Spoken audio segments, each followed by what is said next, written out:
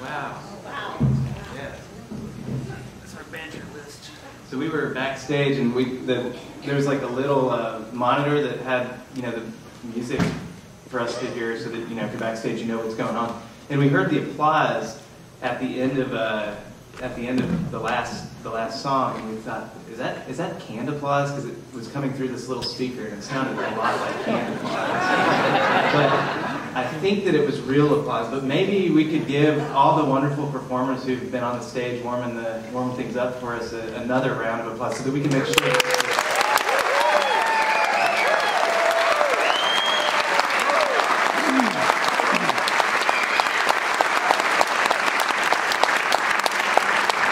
Is that real? Pretty real. Sounded pretty real. Really good applause. If I were somebody who wanted canned applause, I would record you people. Yeah. Send all our friends who do that kind of work up here to Anchorage to do that. Yeah. That's the surprise that's supposed to happen later. You're not going to know about it until.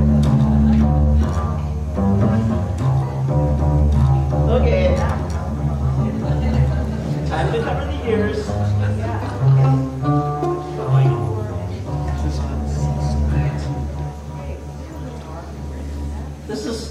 We planned this, part of our act. While they're sorting things out, They're sorting things out or sorting things out?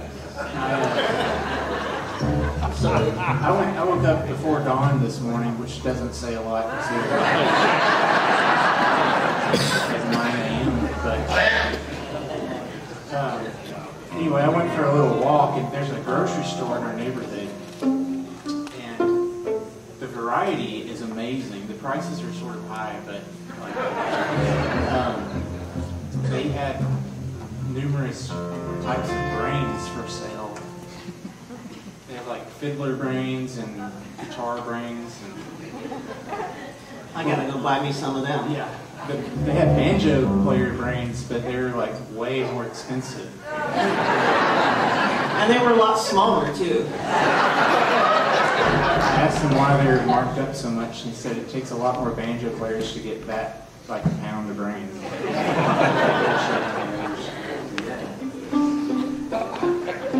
Well, so we play old time music, and we also do some performance art, as you can see. We'll probably play some music here, I think.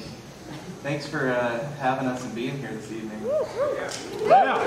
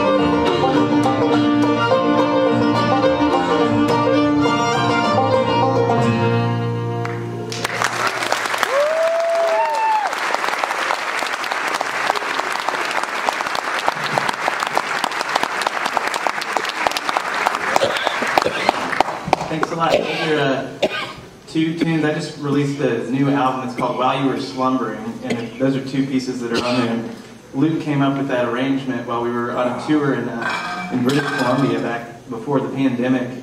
That was the furthest north either one of us had ever been. We were up in like, we actually weren't far up at all. We thought we were way far up. Little did they know. Near the Peace River Valley, you know, the Peace River Project, where they dammed up this beautiful river since we were there.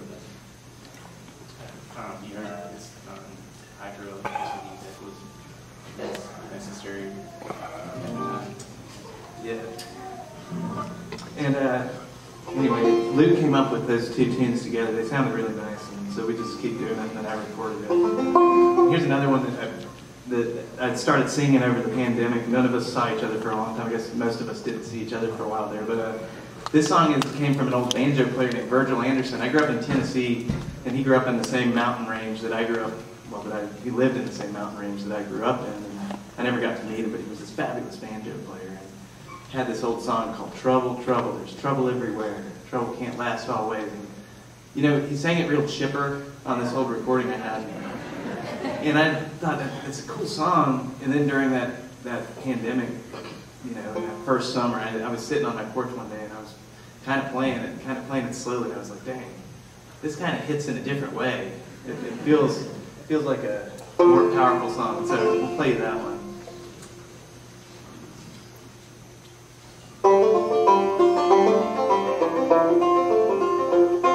There's trouble, trouble, there's trouble everywhere.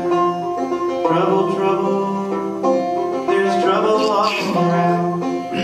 Trouble, trouble, there's trouble in this world. But Lord, Lord, trouble can't last always. I am so glad that trouble can't last always. Yes, I am so glad that trouble can't last always. I am so glad that trouble can't last always. Oh Lord, Lord, trouble can't last always.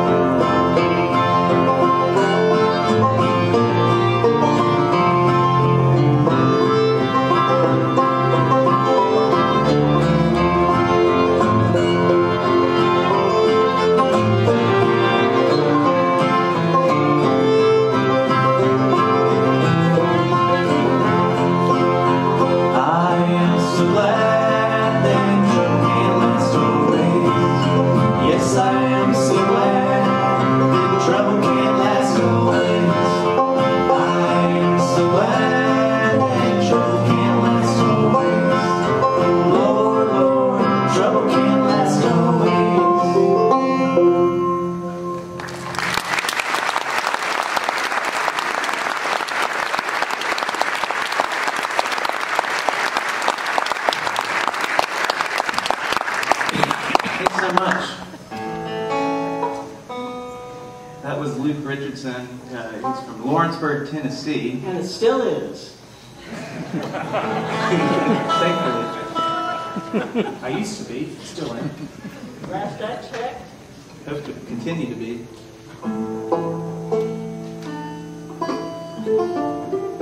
Does that sound good to y'all? It's a community effort here. So that last one's on this new album that I put out. It's called While You're Slumbering, and we have copies of it here. Here's a tune from the mountains in western North Carolina called Goodbye Girls.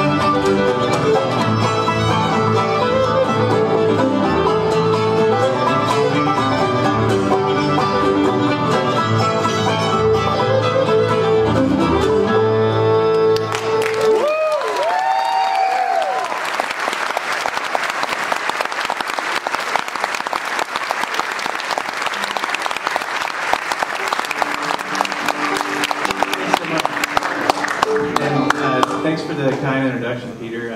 And you did mention I think you mentioned I was backstage. One of the things that happens to me perpetually is that my glasses, I guess because I never get them properly fitted to my face.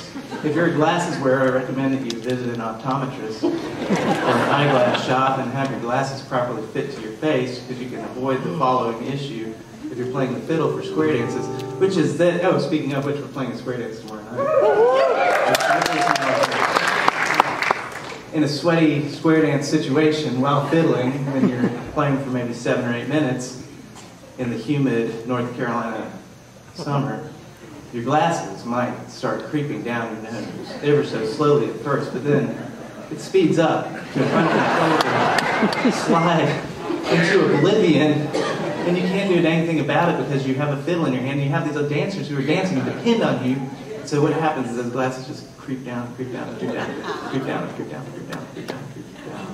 And then you get to this point where you have to make a decision, and you have to figure out whose feet are tapping the most, the least violently, and you kind of have to do a thing where you continue to fiddle and you sling them off like a horse whinnying in the mountain wind. and like you try to launch your glasses to safety on, you know, the dance floor. And hope that I'm parents... so sorry. Anyway, so that is a true story. I don't know if that was an interesting story. It kind of reminds me of that time when I had a wink wink Coke on stage at the dance. Oh, I remember and that, had, yeah. somebody had punctured it, and there was a lot of pressure in this can. And so I didn't know what to do other than just hold it to my mouth and just, you know, it was... And his eyes It were was amazing. overflowing into my mouth. I didn't know what to do about it. He was a And tall they were boy, about to too. start the dance, and Joseph was like, "What are you doing? Come on, man." And so I was just like, you know what? And I just sprayed him. Soda everywhere. We're good on our sound effects Yeah, tonight. there was no good outcome to that one. Really. What are we doing? That's Smoke Behind the Clouds. This is a, so our bass player here, Joe DeJarnette, who,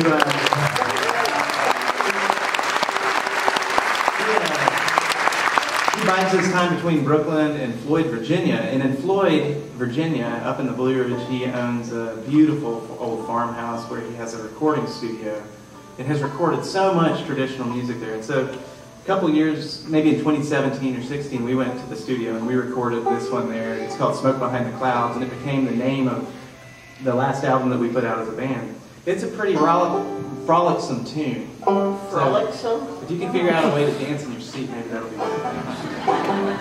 It's frolicsome. Frolicsome.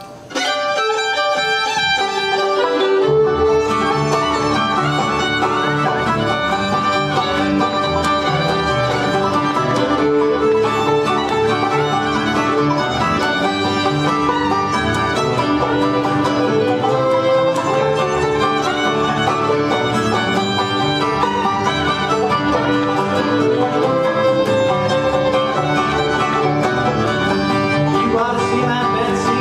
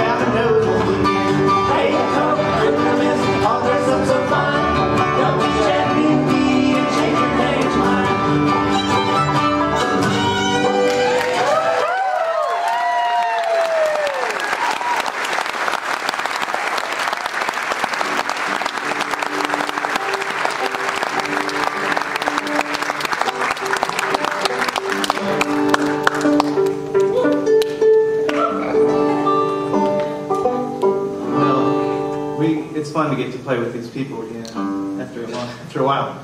And if you, Karen, I'd like to introduce our guitar player, Karen Celia Heil from San Francisco, California.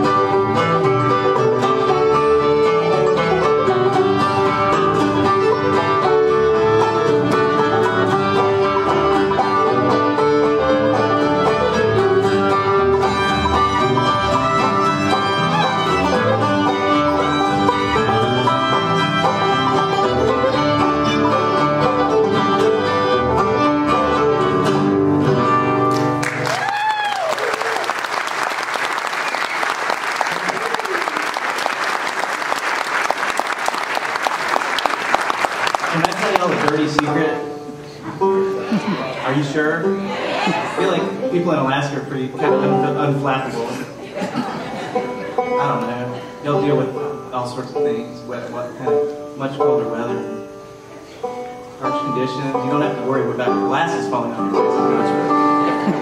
Okay, dirty secret. You ready? I'm a folklorist.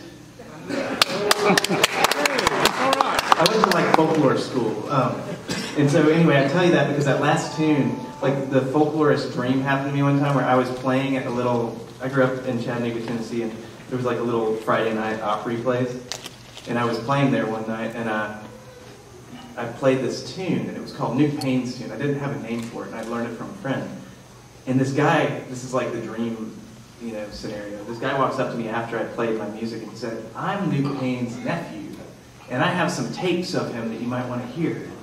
It's like the kind of thing, this is like, it's like, I don't know what the equate, it's like, would you like to have some gold bullion that and I got so excited. And so I went and met with this guy, and he told me about his uncle and showed me this fiddle that his uncle had and got to have all these stories and made a little like cassette tape of my time visiting him. And then he gave